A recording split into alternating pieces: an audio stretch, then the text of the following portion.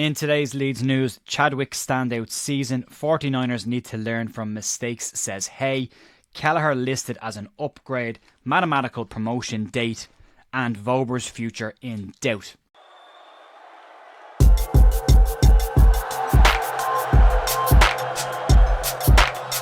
Morning folks, Jay here at The View with your Leeds United news for Wednesday morning, the 26th of February. Before we get into it, two big updates just to give you real quick, so don't fast forward just yet. Ian Hart will be joining me on the podcast tonight. It won't be live, we are recording it earlier because there are some questions coming in that we want to ask him. That will be out this evening. You can keep an eye out for that as this week's podcast. Also, there's a new shirt that we've designed from The View that will be available on Back 4 Clothing on the link and down below in the description. And it's a number 4 t-shirt containing the names of every single player that's worn the number 4 shirt for Leeds, including some that probably shouldn't be on it, but we're not going to discriminate against the lads that wore that number 4 shirt. The View badge is on the sleeve as well. If you want to pick that up, you can. Links down below in the description, and that helps support the channel. Right, let's move on and start off in with the news, and we'll start on Chadwick. And it's always important to keep an eye on the younger players at Leeds United and who could be coming through the ranks next. All of the talk has been about 16-year-old Harry Gray returning and playing with the Leeds United under-21s, but that might be distracting people from a different name that's having a hell of a season, and that's Chadwick. Leeds United under-21s this season have only got 6 wins in their 15 Premier League 2 games so far this season, but have been on a really strong run of late, picking up 3 wins and a draw in their last 5 games, and Scott Gardner's men have taken their time to click but are starting to find a little bit of form. Labelled as a playmaker, Chadwick is having one hell of a season, and his goal and assist the other night against Norwich brought his total GNA for the season to 22 in 24 appearances, which is a hell of a record, goals and assists for a young number 10. Chadwick, who just turned 18 years of age last week, signed a new deal at the club last summer that keeps him at Leeds until June 2026. But given the fact that he's now just turned 18, there is a possibility that Leeds may look to extend that contract a little bit further for a player who is having a really strong season and being labelled as a very promising playmaker. Leeds don't produce many number 10s in recent years from the club that have definitely pushed their way into the side, but it should be pointed out, and it will be said in the comments, so Chadwick shouldn't be rushed. He should be given the time to develop properly and patiently, and he's 18 years of age, so when he's ready, he's ready. Until then, let him have his development. But great to keep an eye on these players. We'll talk to Jerry McDermott in a week or two. We're just trying to sort out a date, and then at that point we'll be able to go into some of the underage stars that are worth keeping an eye on in the next 12 to 24 months. Moving on, let's talk about the 49ers. And Phil Hay has been speaking about Leeds United this week for the first time in quite a while, but he was keen to point out that the 49ers made mistakes as part of the ownership during Leeds' last Premier League campaigns, and they will need to learn from those lessons if Leeds are to have any chance of surviving if and when they get promoted.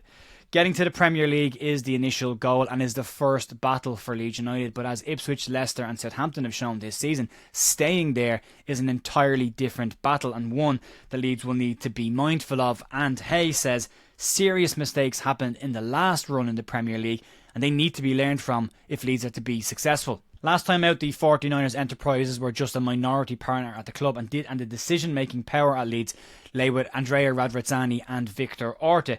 But they still witnessed everything that happened, and they should know what not to do next time around. Hay has urged Leeds owners to put all of their resources into a survival of Leeds United when they get back to the Premier League, and speaking on the Athletic podcast, Hay said the following. 49ers were on board during that period, and there were some pretty serious mistakes made during those 3 years, which I think they will have digested and will look back on as they go up. It's an interesting situation. They are very aware of what went wrong the last time. They had that little padding to learn from the mistakes and let others make those mistakes. This time around, they will have to be the ones making the key decisions, and there's a lot more pressure on them to get them right this time around if and when Leeds get back to the Premier League. Moving on, let's talk about a player that's been linked with Leeds for quite some time and the situation that he's in facing the summer, and it's Kelleher, and he has been loosely linked with Leeds United for quite some time, but the move to Leeds was never really likely and never really on, considering Liverpool wanted over £25 million for the goalkeeper, and the goalkeeper himself was keen to stay in the Premier League and wanted an upper half Premier League side. Things have changed slightly in the last couple of months. Leeds didn't get the player, he didn't get a move, but a report today suggests that Kelleher is now a serious target of Leeds United coming into the summer if they steal promotion, and he is out of contract at the end of the 2026 season. So at the end of this year, Kelleher will have just 12 months remaining on his contract, which could reduce the price that Leeds would need to pay. But it's not just Leeds that are interested in the player. Team Talk and Give Me Sport today say Leeds could make a move for the shot stopper once promotion is confirmed, but they will face stiff competition from Chelsea, who are long-term admirers of Kelleher and who have been stockpiling goalkeepers over the last 2 seasons. Journalist Simon Phillips said the following on the goalkeeper and the situation at Leeds. For the goalkeeper, names are being put together up until June, and new names will enter the fray too. The main name we keep hearing there, though, is still Caoimhín Kelleher. It would be a tough one to pull off for Leeds if there was upper and Champions League level competition for the club. The goalkeeping situation will need to be addressed by Leeds United in the summer, and they'll need to bring in someone that has a calmer head in nets for Leeds, although good and bad this season. Melly has had moments, but it would be great to see Leeds sort that out and get a goalkeeper in there. I personally prefer an experienced goalkeeper, but Caoimhín Kelleher is a very good young shot stopper, so we'll have to keep an eye on that one and see what happens. Moving on, let's talk about mathematical promotion dates, and we're not up yet, and that should be said. There's still plenty of football to play, and Leeds could have an almighty collapse and fall away, although being unlikely when you look at how Leeds' February has gone. February has pushed Leeds a long way to confirming their promotion back to the Premier League, playing 5 matches, winning all 5 of them, scoring 18 goals and only conceding 2 in that time. But the mathematical number is the one that everyone is keeping a very clear eye on.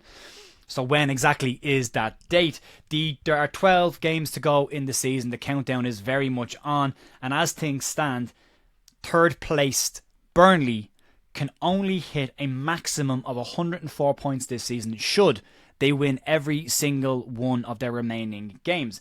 If Leeds follow the same run as Burnley and win their final matches, Leeds would pass that 104 point total after the game against Stoke on April 21st. Opta analysts have provided a prediction table based on what they've got right now, and they give Leeds a very strong chance of a return to the Premier League. The prediction that they've put together has Leeds achieving 100 points and finishing top of the table. Second is Sheffield United, and they give Leeds a 98.1% chance of automatic promotion at this point.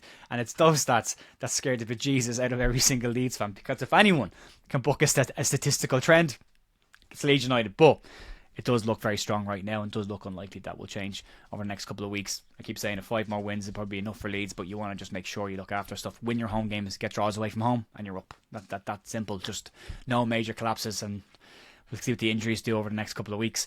Let's move on. Let's talk about our final story of the day, and it's Max Ferber. And this won't surprise many people, but a report today has suggested that the relationship between Daniel Farke and Max Ferber has deteriorated over the last couple of months and is described as weak. And Farke is looking to move the Austrian centre-back on in the summer. Wober has played just 6 times for Leeds this season after returning from his loan at Gladbach, and he has scored this season, but his second injury that he picked up this year has curtailed his season till at least after the international break. According to journalist Peter Linden, he has described the relationship between Farke and Wober as tense and unlikely to improve, and even went as far as to say that Farke has refused to drop his frustrations with the Austrian. Once a tension between a manager and player kicks in, there's always one likely outcome, and that's the player being removed from the team or leaving the club entirely. And if Leeds were smart here, they should speak to Gladbach and maybe try and do a deal where Max Ferber goes back to Gladbach. They want him. And Nico Valverde comes to Leeds United with a cash, whatever the way they have to do that. But it could be a very smart move to get a player out of the club that we don't want anymore and bring a player in that Leeds do want. Ferber hasn't massively contributed this season. He did get a goal. He has looked good when he played for Leeds, and that should be said. But he hasn't been available for Leeds all season. The second set of surgeries has delayed his season again, and it's a strange situation, but I don't think many people would be sad to see the back of Max Ferber leaving the club based on the feedback that you see online about the player. Folks, that'll be it for me today. Just a reminder, this evening we'll have Ian Hart on the podcast to talk about his career, Leeds stuff, as well as the Legends game coming up on the 10th of May in the Carlisle grounds in Bray in Wicklow in Ireland, and also the number 4 shirt available for everyone who wants to get a new Leeds United shirt with the View logo on the sleeve. Folks, thanks as always for supporting the channel in every single way that you do. I'll be back tomorrow morning for more Leeds news. I'll see you tonight in the podcast. Talk to you then. See you.